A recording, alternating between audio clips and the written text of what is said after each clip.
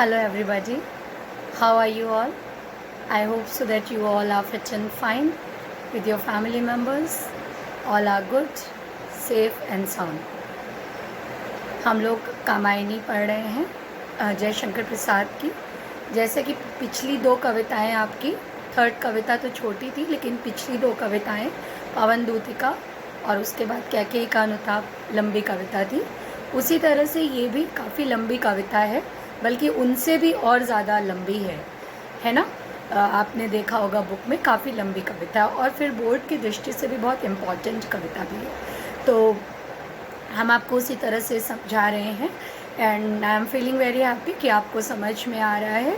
कभी कभी आप लोग अपने कमेंट्स करते हैं कि मैम बहुत अच्छे से समझ में आ रहा है, या जो नहीं समझ में आया उसको पूछते हैं, तो उसको भी मैं आपको वहीं पे बता देती हूँ। फिर भी मेरी आपसे एक रिक्वेस्ट है कि अपने कमेंट्स के द्वारा आप बताते रहें कि आपको चीज़ें समझ में अच्छे से आ रही हैं। तो we feel happy for this कि इतनी दूर रह कर के भी बच्चे समझ पा रहे हैं, because we are also doing lots of efforts. वो हमारी ड्यूटी है, हमें करना है, बट आपको समझ में आएगा तो हमें ज़्यादा अच्छा लगेगा और हमें पता चलेगा, ठीक है। और दूसरी चीज़, जिन बच्चों ने एक आध प्रॉब्लम्स पूछी थी वो भी मैंने आपको कमेंट बॉक्स में ही बता दी हैं। और आज हम लोग जो पोर्शन लेंगे बेटा कामायनी का, क्योंकि लंबी पोयम है तो मेरे ख्याल से 3 से 4 लेक्चर और मैंने देखा तो इतना लगता है हम लोगों को क्लास में भी जब हम लोग पढ़ाते हैं तो 8-10 लेक्चर से ज़्यादा ही इस पोयम को अगर अच्छे से पढ़ाया जाए और बच्चे अच्छे से नोट डाउन करें तो हम लोगों को लग जाते हैं 12-15 दिन। तो उसी तरह से मैं भी कोशिश कर रही हूँ कि उतने ही दिनों में उसको करूँ और आपको भी साथ में नोट्स भी देते चलूँ। तो कुछ तो मैं आपको बोल रही हूँ नोट करने के लिए। और आज जो हम पोर्शन लेंगे उसमें 5-6 पैराग्राफ्स में लेने की कोशिश करूँगी हाफ एन आवर में। और उसके बाद चूँकि वो पैराग्राफ काफ़ी कुछ उसमें से इम्पॉर्टेंट पैराग्राफ है और डिफ़िकल्ट तो है ही। पूरी पोयम एक सेम डिफ़िकल्टी लेवल है पोयम का, बहुत ज़्यादा डिफ़िकल्ट भी नहीं है, बहुत ज़्यादा इजी भी नहीं है, समझना पड़ेगा ही आपको। और तो कुछ पैराग्राफ्स मैं आपको लिखाऊंगी। यहाँ पे एक चीज़ मैं आपको बोलूँगी, देखिए वैसे तो आप सबके मुझे पॉजिटिव कमेंट्स ही मिले and thank you for that कि आपको समझ में आ रहा है, बट एक आध बच्चे ने, ज़्यादा ने नहीं। बहुत आश्चर्य होता है जब बच्चे ये पूछते हैं कि मैम आप कौन सा चैप्टर पढ़ा रही हैं। ये मुझे नहीं समझ में आता है कि आप क्यों पूछते हैं। और उसका बस एक रीज़न है, देखिए लाइन से आपको सारे चैप्टर्स पढ़ाए जा रहे हैं, सारे चैप्टर्स। सिलेबस देखा जा रहा है, यूपी बोर्ड का सिलेबस देखा जा रहा है। उसके बाद जो हम लोगों के पास गजट से सिलेबस मिला है, सिस्टर ने हम लोगों को भेजा है, वो हम लोग देख रहे हैं, अपने एक्सपीरियंसेस से पढ़ा रहे हैं और सारे बच्चों को क्लियर है। उसके बाद फिर अगर ये क्वेश्चन पूछा जाता है, और 1-2 बार नहीं 3-4 बार ये क्वेश्चन पूछा गया है, इसलिए मैं इसको वीडियो के माध्यम से कह रही हूँ, नहीं तो मैं कहती भी नहीं। मैं वहीं पे रिप्लाई कर देती हूँ, चैप्टर का नाम बता देती हूँ कि बेटा इस चैप्टर का पोर्शन है। बट जब आपसे सीधे पूछा जाए कि मैम आप कौन सा चैप्टर पढ़ा रही हैं, तो ये साफ ये पता चलता है कि बहुत दिनों बाद या तो आप वीडियो देख रहे हैं, हो सकता है जेन्युइन कोई प्रॉब्लम है आपकी कि आपके पास नेट कनेक्शन नहीं है, या आप सिटी में नहीं है, कहीं घर वगैरह गए हैं और वहाँ पे आपके पास एक जेन्युइन रीज़न है आपके पास कि आपके पास कनेक्शन आपको नहीं मिल रहा है, नेट कनेक्शन, या आपके पास नेट का सर्वर भी कभी कभी डाउन होता है। कभी कभी हम लोगों को भी बहुत प्रॉब्लम होती है कि सर्वर डाउन होता है, तो हम यहाँ से वीडियो बहुत क्लियर बना के भेजते हैं, बट जब बच्चे उसे देखते हैं तो बच्चे कहते हैं कि मैम ऑडिबल नहीं है या विजिबल नहीं है। तो वो आई ऑलवेज से कि wait for the proper net and you will get the video as it is, या कभी कभी हम लोग दोबारा भी शूट करते हैं। तो कोशिश बेटा आप भी बहुत कर रहे हैं, सब टीचर्स भी बहुत कर रहे हैं, हम भी बहुत कर रहे हैं, लेकिन ना ये क्वेश्चन कि मैम ये किस चैप्टर का है, ये ना कहीं please don't take it otherwise, but ये तकलीफ़ दे है। और मैं इससे ज़्यादा कुछ नहीं कहूँगी कि मतलब आप 12th में हैं और आप कैसे नहीं समझ पा रहे हैं कि मैम कौन सा चैप्टर पढ़ा रही हैं, जबकि शुरू से सारे चैप्टर्स आपको पढ़ाए जा रहे हैं। तो इसका एक रीज़न तो मुझे समझ में आता है, जो जेन्युइन रीज़न है कि आप उसे नहीं पढ़ पा रहे हैं, कोई रीज़न है कि आप के पास प्रॉपर नेट कनेक्शन नहीं है या वॉट एवर इट इज़, तो हमें समझ में आता है। लेकिन दूसरा रीज़न जो समझ में आता है, मैंने एक आध लोगों से डिस्कस भी किया कि शायद आप वीडियो स्किप कर रहे हो, and that is very problematic for you. That is not problematic for myself, or that is not problematic for those who are watching the videos daily and those who are regular in each and every classes. उनको बहुत ज़्यादा फ़ायदा होने वाला है इस video से, because आपको भी पता है कि स्कूल में बच्चों को बुलाने की जो लिमिट है बेटा, वो बार बार बढ़ती जा रही है आगे. बार बार कभी 31 जुलाई हुआ है, हो सकता है 31 अगस्त हो जाए, 31 सितंबर हो जाए, हो सकता है हम लोग हाफ ईयरली के टाइम पे मिलें. तो जो बच्चे ये, हालांकि बहुत बच्चों ने नहीं पूछा है, ये भी मैं आपको पहले ही सॉरी बोल दे रही हूँ, जो बच्चे रेगुलर क्लासेस करते हैं उनसे I am not saying to them, जैसा सिस्टर कहती हैं कि all are very good, you all are very good. तो फिर ये क्वेश्चन क्यों आ रहा है कि मैम ये कौन सा चैप्टर है? ये ना मुझे कहीं से हताश करता है कि हम इतनी मेहनत कर रहे हैं, बाकी बच्चे इतनी मेहनत कर रहे हैं, और क्यों फिर आप इस तरह का, और ये एक बार नहीं पूछा गया है, 2 बार 3 बार, इस बार 4th टाइम ये क्वेश्चन पूछा गया कि मैम आप कौन सा चैप्टर पढ़ा रही हैं. तो बेटा प्लीज़ थोड़ा सा पढ़ाई पे ध्यान दो, या अगर आपके पास प्रॉपर अरेंजमेंट नहीं है तो रिक्वेस्ट योर पेरेंट्स, और कुछ उसका समाधान खोजो, ठीक है. बट अगर तुम वीडियो स्किप कर रहे हो तो फिर आपको कोई भी हेल्पफुल नहीं होगा, कोई भी हेल्पफुल आपके लिए नहीं हो पाएगा. चाहे हम आपको रोज़ क्लास लेंगे और वीडियो भेजेंगे, चाहे स्कूल मैनेजमेंट आपको भेजेगा, चाहे सिस्टर भेजेंगी, और चाहे बाकी बच्चे पढ़ेंगे, क्योंकि फिर इन बातों से खुद को भी तकलीफ़ होती है, फिर बाकी बच्चों का भी टाइम जाता है जो बच्चे पढ़ रहे हैं.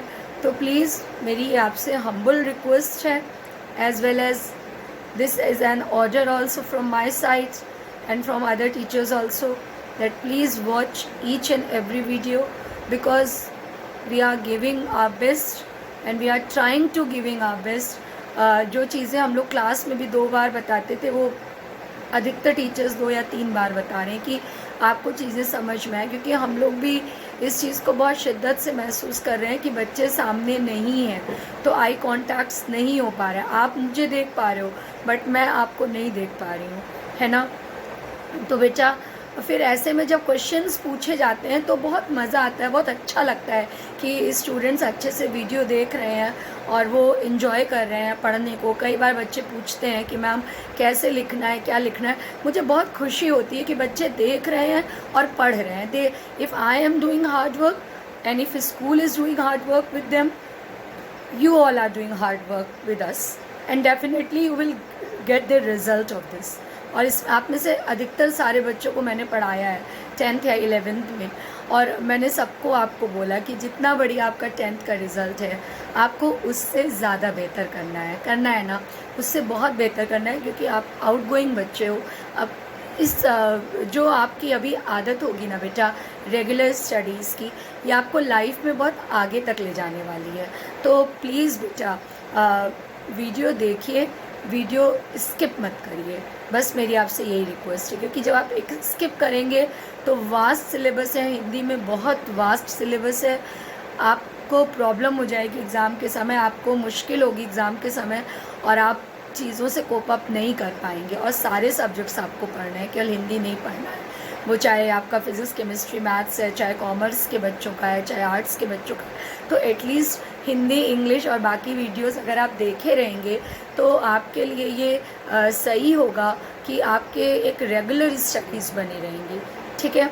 और मैं फिर आपको कह रही हूँ कि ये मैंने सिर्फ उन 1-2 बच्चों के लिए कहा है जिन्होंने ये पूछा है कि मैम ये किस चैप्टर से आप पढ़ा रही हैं. तो ये बहुत तकलीफ़ देह है. प्लीज़ सिलेबस देखिए, वीडियोस देखिए, रेगुलर देखिए.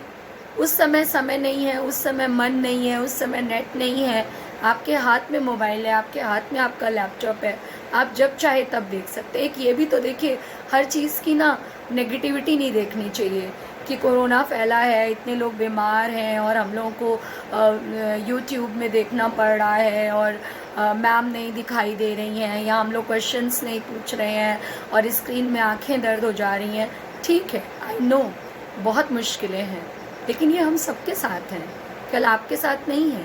और हर मुश्किल से जो एक पॉजिटिव चीज़ सोचता है वो कितनी अच्छी चीज़ है। मैंने तो यही पॉजिटिव चीज़ सोची है कि एटलीस्ट हम लोग अपने घर में हैं, अपनी फैमिली के साथ हैं और अपनी हिसाब से हम वीडियो बना रहे हैं। हमको आपके पास भेजने का समय है, बट हमको जब सूट कर रहा है, जब हमारे पास नेट आ रहा है, जब हमारे पास चीज़ें प्रोवाइड हैं, हम तब अपने हिसाब से वीडियो बना रहे हैं। और सेम चीज़ आपके साथ है कि कोई यहाँ पे नियम नहीं है कि आपको 6:30 बजे आ जाना है और आपको तभी वीडियो देखना है स्कूल में, या तभी आपको क्लास करना है 7:20 पे। नो, आपका जब मन करे आप तब देखिए, बट देखिए, ठीक है। मैं कोई नाराज़ नहीं हूँ आपसे, लेकिन मैं इसलिए कह रही हूँ कि इट हर्ट्स, ये हर्ट करता है कि क्यों आप ऐसी बात कर रहे हैं कि मैम किस चैप्टर का से आप पढ़ा रहे हैं। और ये 2 बार 3 बार नहीं हुआ है, ये 1 ही 2 लोग मेन बार बार कह रहे हैं, तो हमको नहीं समझ में आता है कि हम किस तरह से उस बात का जवाब दें। तो प्लीज़ मैंने आपसे इसलिए ये चीज़ कही कि don't take it otherwise. Those who are watching the videos, please don't take it otherwise, but those who are not watching and asking this type of question, this is really I don't know what to say. जो best मैं आपको बता सकती थी मैंने आपको बता दिया। मैं आपकी प्रॉब्लम भी समझती हूँ, अगर सच में जेन्युइन प्रॉब्लम है तो उस प्रॉब्लम को सॉल्व करिए बेटा। और अगर केयरलेसनेस आपकी तरफ से है तो कोई बात नहीं, इट्स ओके। हम लोग आपसे बड़े हैं, आपको अच्छे के लिए गाइड करेंगे, आपका अच्छा ही चाहेंगे। तो अगर आप रेगुलर नहीं हैं, केवल मेरे सब्जेक्ट के लिए नहीं, बाकी सब्जेक्ट्स के वीडियोस के लिए भी, तो प्लीज़ बी रेगुलर, क्योंकि वही 7-8 कवि आपको पढ़ने हैं, वही 7-8 चैप्टर्स आपको पढ़ने हैं। उसके बाद भी अगर ये क्वेश्चन आता है कि मैम ये किस चैप्टर से आप पढ़ा रहे हैं, तो ये तकलीफ़ देता है और ये किसी कोई टीचर को तकलीफ़ देगा, है ना। जो भी ये वीडियो अगर कोई पेरेंट भी देखेंगे ये वीडियो तो उन्हें भी तकलीफ़ देगा कि 12th में बच्चा ये क्वेश्चन पूछ रहा है। सो प्लीज़ बेटा, okay. So now come to the chapter. आज हम लोग जो 5-6 पैराग्राफ्स लेंगे बेटा, उसमें जो इम्पॉर्टेंट पैराग्राफ्स हैं उनको मैं आपको लिखवा भी दूँगी, क्योंकि वो बोर्ड की दृष्टि से इम्पॉर्टेंट पैराग्राफ है। और कहानी में एक बार पोएम में जो महाकाव्य है हमारा, उस कहानी में हम लोग एक बार फिर से पीछे चलते हैं कि क्योंकि रिकैप हो जाए एक स्मॉल सा कि हम लोग क्या पढ़ रहे हैं। हम लोग ये पढ़ रहे हैं कि जो मनु है वो जल प्रलय के बाद हिमालय पर्वत पर बैठे हैं, तपस्या में लीन हैं। और जब उनके जब श्रद्धा अचानक से वहाँ पहुँचती हैं और मनु को अचानक से देखती हैं और उनसे उनका परिचय पूछती हैं, तो जो मनु हैं वो श्रद्धा के अलौकिक रूप को जब देखते हैं तो उनको एक सुंदर सा अपने नयनों को एक इंद्रजाल में उलझा हुआ सब वो महसूस करते हैं कि इतना सुंदर ये आगंतुक व्यक्ति कौन हमारे सामने खड़ा है। और उनको उनका शरीर जो है वो फूलों से लदी हुई एक लता के समान या बादलों में घिरी हुई एक चांदनी के समान नज़र आता है। और फिर वो उनको बताते हैं कि मैं जो है वो अपनी बात वो मन की बताते हैं कि मुझे जो है वो बहुत यहाँ पर मेरा मन जो है वो इस जल प्रलय से बहुत अधिक निराश है। वो बताते हैं कि और मेरा जो जीवन है वो एक उल्का भ्रांत की तरह, एक उल्का पिंड की तरह भ्रांतिमय होकर इधर उधर घूम रहा है, इधर उधर टहल रहा है, वो गिरता जा रहा है, शून्य में जा रहा है, निर्वात में जा रहा है। और मुझे अपने जीवन की मंजिल का कुछ भी पता जो है वो नहीं चल पा रहा है, ठीक है। वो ये ऐसा कहते हैं। तो श्रद्धा उनसे कहती हैं कि और वो ये भी पूछते हैं कि तुम कौन हो जो बसंत के दूत के रूप में हम मेरे सामने आ गए हो। और जिस तरह से कोयल बसंत के आने का मधुमय संदेश जो है वो जन साधारण को देती है, उसी प्रकार से मेरे विरस पतझड़ जीवन में तुम आ करके और कोयल की भांति कूकने वाले कौन हो। यहाँ तक आपको बताया था और फिर ये भी बताया था कि श्रद्धा अपना परिचय देती हैं, ठीक है। मैंने यहाँ तक आपको मैं पैराग्राफ लास्ट वाला पढ़ दे रही हूँ जो बताया था कि भरा था मन में नव उत्साह, सीख लूँ ललित कला का ज्ञान, इधर रह गंधर्वों के देश, पिता की हूँ प्यारी संतान। ये पैराग्राफ आपको पढ़ाया था।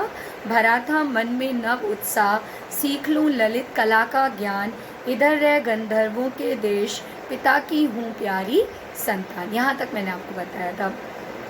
अब इसके बाद आगे नेक्स्ट देखते हैं। दृष्टि जब जाती हिमगिरी ओर, प्रश्न करता मन अधिक अधीर। दृष्टि जब जाती हिमगिरी ओर, प्रश्न करता मन अधिक अधीर। धरा की यह सिकुड़न भयभीत, आह कैसी है क्या है पीर। कौन कह रहा है ये पैराग्राफ? आप बता सकते हैं मुझे ये पैराग्राफ कौन कह रहा है? ये पैराग्राफ श्रद्धा कह रही है। श्रद्धा क्या कह रही है? श्रद्धा ये कह रही है कि जब मेरी दृष्टि जब जाती हिमगिरी ओर, प्रश्न करता मन अधिक अधीर। लास्ट पैराग्राफ में आपको, लास्ट लेक्चर में मैंने क्या बताया था कि श्रद्धा अब अपना परिचय मनु को दे रही हैं, और वो जब अपना परिचय दे रही हैं तो वो मनु से क्या कह रही हैं? मनु से वो कह रही हैं कि मेरी दृष्टि जो है वो जब हिमगिरी की ओर जाती है, जब मेरी दृष्टि हिमालय पर्वत की ओर जाती है तो मेरे मन से एक अधीर प्रश्न जो है वो उठता है। प्रश्न करता मन अधिक अधीर। दृष्टि करते जब जाती हिमगिरी ओर, प्रश्न करता मन अधिक अधीर।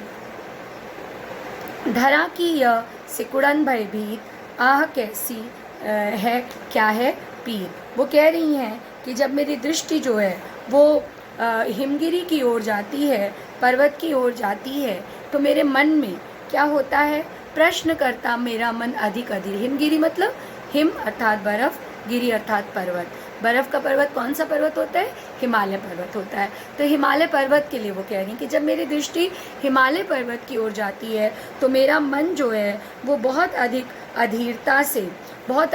अधीरता से ये सोचने लगता है कि अधीरता मतलब बहुत अधिक व्याकुलता से ये सोचता है कि मुझे जो है वो धरा की यह सिकुड़न भयभीत, आह कैसी है क्या है पीर। कि जब वो कहती हैं कि ऐसी कौन सी बात है कि ये जो पृथ्वी पर्वत है इसके मन में ये धरा की यह सिकुड़न भयभीत। पर्वत किस रूप में होता है? पर्वत आप देखते हैं ऐसे होता है ना, पर्वत ऐसे करके हम लोग क्लास में पढ़ाते हैं तो ऐसे बनाते हैं पर्वत, ठीक है। तो ऐसे पर्वत होता है। तो अब जो आपने ऐसे पर्वत देखा, ठीक है, तो वो ऐसे शेप हो गया ना।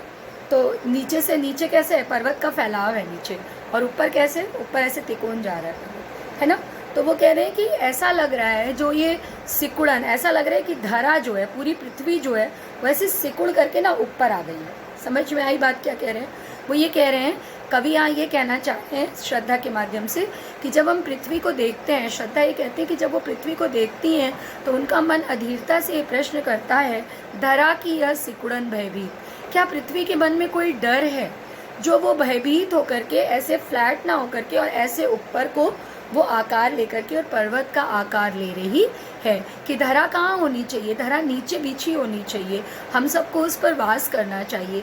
लेकिन जब मैं ये हिमगिरी की ऊंची ऊंची चट्टानों को देखती हूँ तो मुझे ऐसा लगता है कि कहीं पृथ्वी के मन में कोई भय तो नहीं है, कोई परेशानी तो नहीं है जिसके कारण की वो सिकुड़ करके और उसने एक पर्वत के रूप, इस पर्वत का रूप धारण कर लिया है। आह कैसी है क्या है पीर। देखिए ऐसे ही नहीं बोल रही हूँ इसको, इसमें लिखा हुआ है आह कैसी है। आह कब होती है? हमारे मुंह से आह कब निकलती है? जब हम किसी परेशानी में होते हैं। तो कहती है कौन सी आह है, कौन सा दुख है, कौन सी पीड़ा है पृथ्वी को, क्या है पीर। पीर मतलब दर्द। ऐसी कौन सी पीड़ा है पृथ्वी को जो वो इस तरह से पर्वत के रूप में जो है वो आकार ले रही है।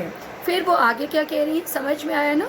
बढ़ा मन और चले ये पैर, शैल मालाओं का श्रृंगार, आँख की भूख मिटी यह देह, आह कितना सुंदर संभार। बढ़ा मन और चले ये पैर, शैल मालाओं का श्रृंगार, आँख की भूख मिटी यह देख, आह कितना सुंदर संभार। और जब वो कहती हैं कि मेरे मन में जब ये प्रश्न आया, जब मेरे मन में ये प्रश्न आया तो बढ़ा मन पैर और चले ये पैर। मेरा मन आगे को बढ़ा कि मैं इस पर्वतमाला को आकर के देखूं कि इस पर्वतमाला में ऐसा क्या है जो इन पर्वत श्रृंखलाओं का सौंदर्य देखूं, और इन पर्वत श्रृंखलाओं को देखने के लिए मेरा मन अत्यधिक उत्सुक हो गया। वो क्या कहती हैं कि इन पर्वतमालाओं को देखने के लिए मेरा मन अत्यधिक उत्सुक हो गया और उन पर्वतमालाओं को देखने के लिए मैं आगे इस पर्वत पर आ गई।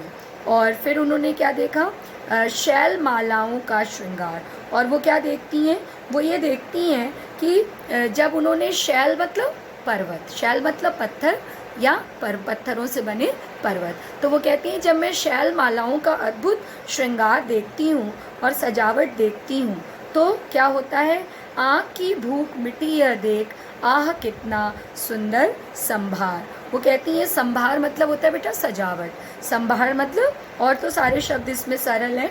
शैल मतलब मैंने आपको बता दिया, शैल मतलब होता है पर्वत, और शैल मालाओं मतलब पर्वतों की श्रृंखला। शैल मतलब होता है पर्वत और शैल मालाओं मतलब पर्वत की श्रृंखलाएं, पर्वतों की पंक्तियाँ। तो वो कहती हैं जब मेरे मन में बहुत अधिक उत्सुकता जागी और जब मैंने इन पर्वतों को देखा तो मैंने क्या देखा, मैंने इन शैलमालाओं का अद्भुत श्रृंगार देखा, और जब मैं इन शैलमालाओं के सौंदर्य और सजावट को देखती हूँ तो क्या है, आँख की भूख। तीसरा लाइन जो, फोर्थ लाइन जो है ना, आह कितनी सुंदर संभार, ये मैं पहले लूँगी, ये मैं पहले ले रही हूँ अर्थ बताने में, और जो थर्ड लाइन है, आँख की भूख मिटी यह देख, ये बात भी समझ में आ रहा है। ये जो मैंने सेकंड पैराग्राफ आपको पढ़ाया, इसमें फर्स्ट और सेकंड लाइन का अर्थ आप उसी तरह सेम लिखेंगे, लेकिन जो फोर्थ लाइन है उसको हम पहले लेंगे और फिर जो थर्ड लाइन है, क्योंकि वो कह रही है कि आँख की भूख मिटी यह देख, हम मेरे आँखों की जो भूख थी,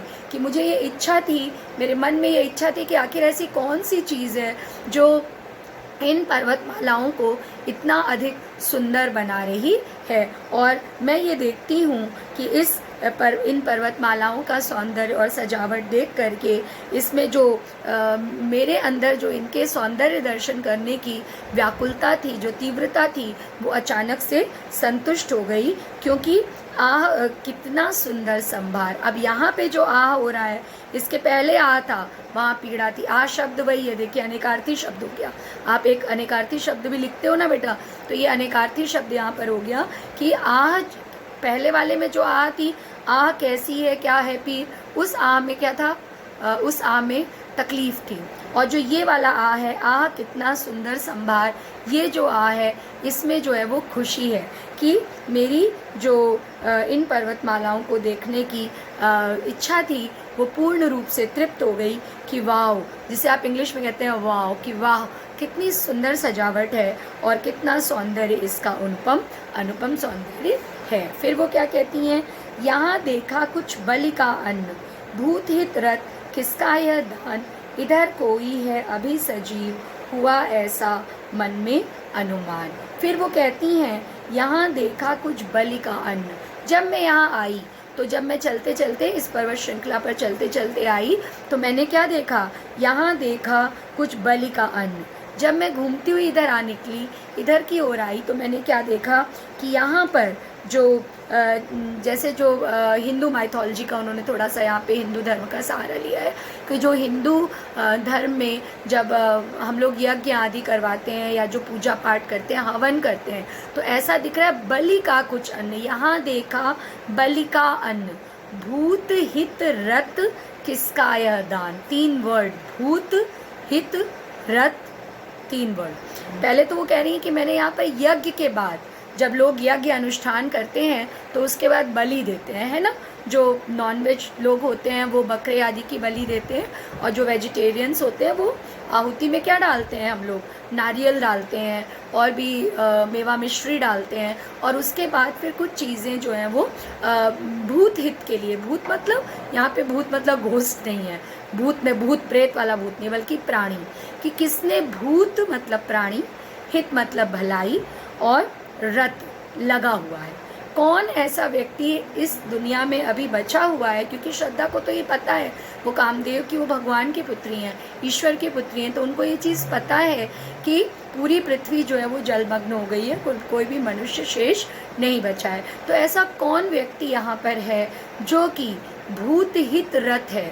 बार बार मैं आपको इस लाइन को बता दे रही हूँ ताकि आप कंफ्यूज ना हो, कि ऐसा कौन सा व्यक्ति है जो नित्य प्राणियों की, हित मतलब भलाई में, रत मतलब लगा हुआ है, संलग्न है। किसका यह दान, ये किसका दान है, ये किसका दान है ऐसा जो लोगों की भलाई के लिए जो ये दान दे रहा है, ऐसा कौन व्यक्ति यहाँ पर है। इधर कोई है अभी सजीव, हुआ ऐसा मन में अनुमान। और ये 2 लाइन मैंने आपको पहले ही बता दी कि श्रद्धा को ये पता है, श्रद्धा को ये पता है कि अब कोई भी प्राणी जो है वो पृथ्वी पर शेष नहीं बचा है। तो ऐसा कौन व्यक्ति है, ऐसा कौन है जो इधर कोई है अभी सजीव, अभी कौन ऐसा सजीव प्राणी बचा हुआ है जो कि हुआ ऐसा मन में अनुमान, मेरे मन में ऐसा अनुमान हुआ कि ऐसा कौन व्यक्ति है जो अभी भी यहाँ पर शेष बचा हुआ है। ऐसा कौन व्यक्ति है जो यहाँ पर अभी भी शेष बचा हुआ है, मतलब शेष बचा हुआ है मतलब जीवित बचा हुआ है, और जो कि ये लोगों की भलाई में ये यज्ञ और दान आदि कर रहा है। फिर मैं बता दे रही हूँ आपको इसका अर्थ कि वो कह रही हैं कि जब मैं एक दिन इसको नोट डाउन करिएगा, इसमें जो सेकंड पैराग्राफ मैंने आपको पढ़ाया है, बढ़ा मन और चले ये पैर, ये सॉरी, दृष्टि जब जाती हिमगिरी ओर, है ना, ये जो सेकंड पैराग्राफ पढ़ाया, ये तो थर्ड पैराग्राफ पढ़ाया, ये सेकंड पैराग्राफ मैं आपको अभी नेक्स्ट वीडियो में लिखवाऊंगी, ठीक है, एक बार लिखवाऊंगी क्योंकि ये इम्पॉर्टेंट पैराग्राफ है और आपको थोड़ा कठिन भी लग सकता है, और बाकी दोनों पैराग्राफ्स आप मेरा वीडियो फिर से देख करके नोट डाउन करेंगे, ठीक है। तो ये लास्ट पैराग्राफ मैं फिर से बता रही हूँ कि वो क्या कह रही हैं कि जब वो घूमती हुई, वो कहती हैं कि जब मैं घूमती हुई इधर आती इधर पहुँचती हूँ तो मैं यहाँ पर बलि का, जो मनुष्य यज्ञ आदि करके जो बलि देते हैं, उसका कुछ अन्न मैं देखती हूँ, और मुझे ऐसा लगता है कि उस अन्न को देखते ही मैं ये समझ जाती हूँ कि कोई ऐसा व्यक्ति है जो अभी यहाँ पर जीवित है और जो प्राणियों की कल्याण कामना से यज्ञ कर रहा है। कोई ऐसा व्यक्ति है जो अभी जीवित है और प्राणियों की यज्ञ कामना से वो जो है वो यज्ञ कल्याण कामना से वो यज्ञ कर रहा है। और मैं सोचने लगी कि ऐसा कौन व्यक्ति यहाँ हो सकता है, और मेरी उत्सुकता आगे बढ़ गई और उस व्यक्ति को देखने के लिए मैं यहाँ पर आ पहुँची हूँ। तो आई होप सो कि आपको ये तीनों पैराग्राफ समझ में आए होंगे।